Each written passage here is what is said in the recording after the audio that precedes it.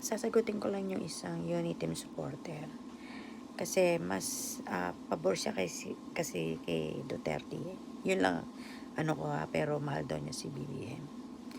Ang sa akin, wala akong kinakampihan. Ang pinopoint ko lang dito is yung salitang bangag noon, bangag ngayon.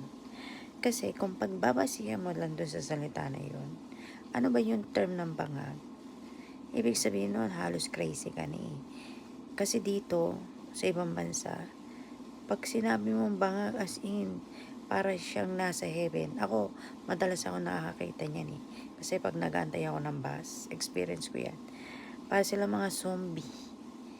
Kasi imagine mo, bangag noon hanggang ngayon. Ibig sabihin, non-stop ang kanyang paggamit. Sa tingin mo ba, makakaharap pa ba yun sa mga leader? Hindi na.